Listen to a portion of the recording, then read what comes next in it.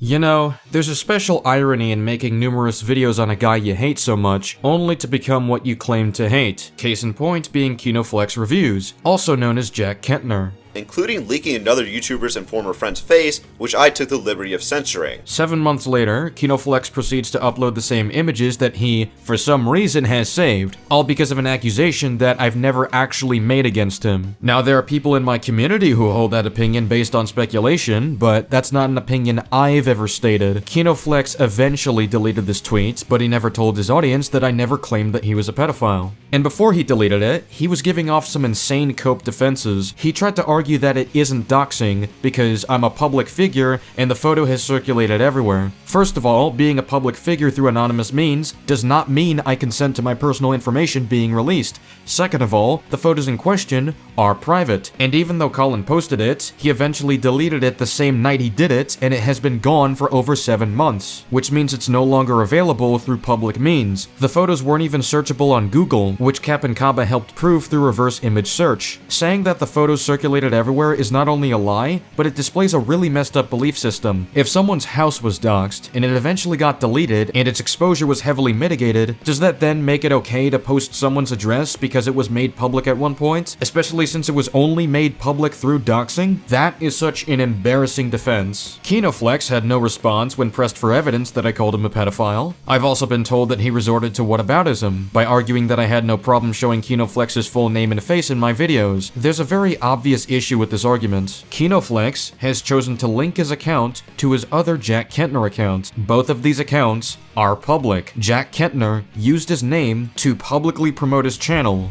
I've never linked my face or name to my YouTube channel for very obvious privacy and safety reasons. Keeping your information private while holding a relatively large platform allows you to live a normal life without worrying about stalkers, harassers, or those who would act in violence. You would think that KinoFlex would understand this because he made numerous videos relating to Charlie Kirk to make a point about the importance of discussion instead of violence. But when met with criticism towards his actions, his resort is to dox me and potentially put family, friends, or associates of mine in danger. So much for opposing threats and violence, right? Now you may be wondering what caused this reaction. What made him so mad that he proceeded to dox me? Well, I've got a story to tell you. This was kicked off by a very bad video he made on the sea, where he made accusations that he and Sheev Talks were celebrating evil. I have a stream responding to the arguments that KinoFlex makes, which actually features the sea, and we won the debate against KinoFlex when he came on to defend himself. I will link that in the description below if you want to see for yourself. In fact, multiple resources will be linked in the description if you want more of the story. I'm just covering the most relevant and revealing parts. It eventually trailed into more discussion about Charlie Kirk's views that KinoFlex seemed really determined to defend, and with each topic not progressing well, we'd move on to another. I eventually moved on to discussing his strange responses to the criticism of Arachnid Youth, which by now we're mostly aware of, but in case you aren't, League Entertainment has a video on the matter, I have a video where we debated Arachnid Youth, and Colin has a video where he debunks Arachnid Youth's defenses for himself. In essence, these videos will prove that Arachnid Youth has defended the act of being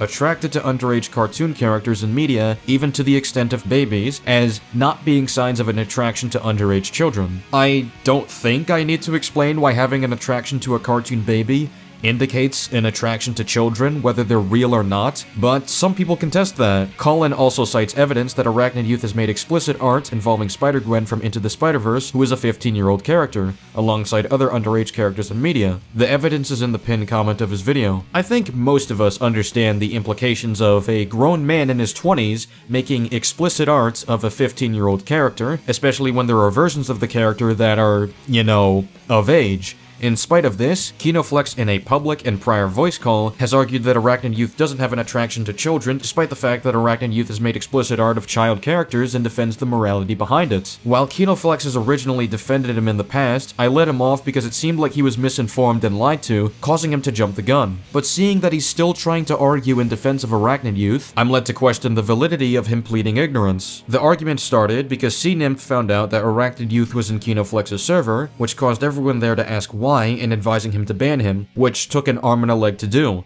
All the recordings for this stuff will be left in the description, but I'm happy to play a few that are fairly revealing. An argument that KinoFlex has made was that kids aren't allowed on the server anyway, only for John 2008 to question if he has a vetting process and explaining how he clearly didn't. So you say your server's like 18 plus, right? Yeah. Do you, sometimes I need to ban someone like a little later than immediately if the mod isn't around. Okay. So, do you like ask the members how old they are? Like, do any background? I tend to just like look at their profiles and judge. Okay, because I was in your server for a little while, and I believe my profile says that I was 16. I'm currently 17 now. So I was for a little while.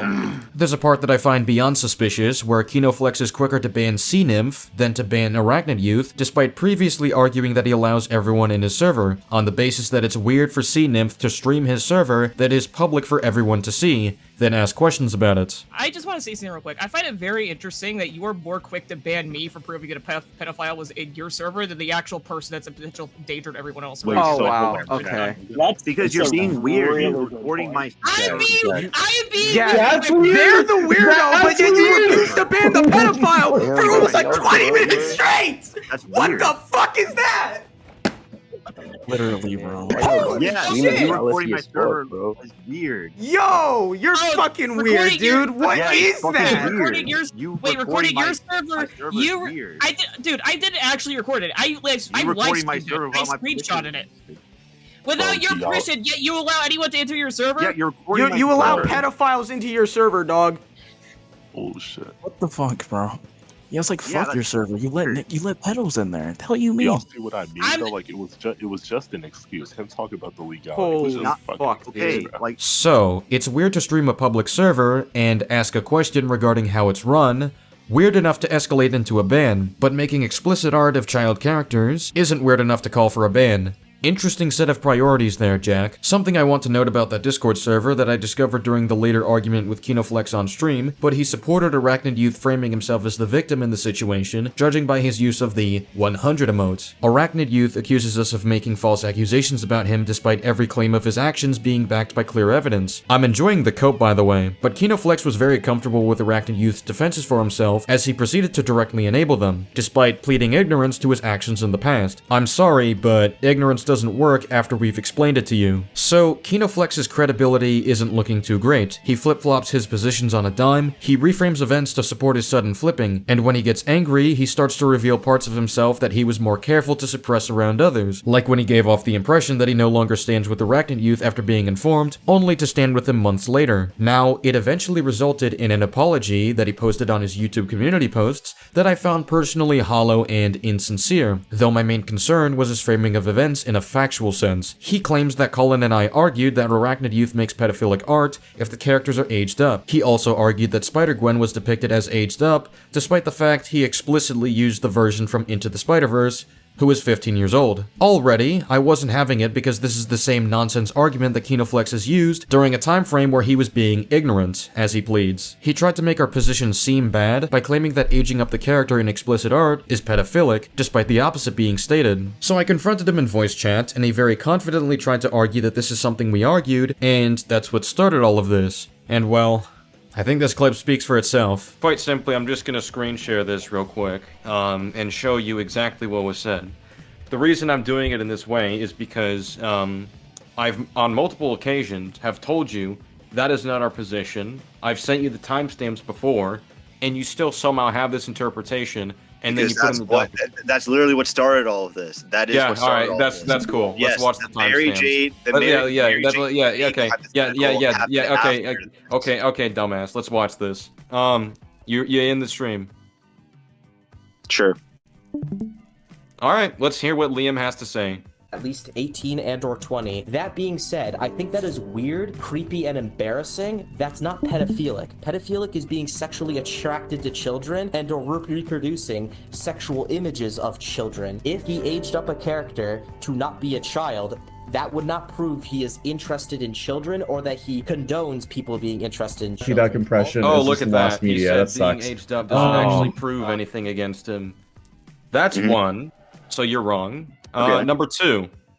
You aging up the characters doesn't make you actually a pedo, and I agree with that. And they already. Oh. Two that times. was Did he justified. said So you're wrong. Okay. Okay, that's all. All right, fine.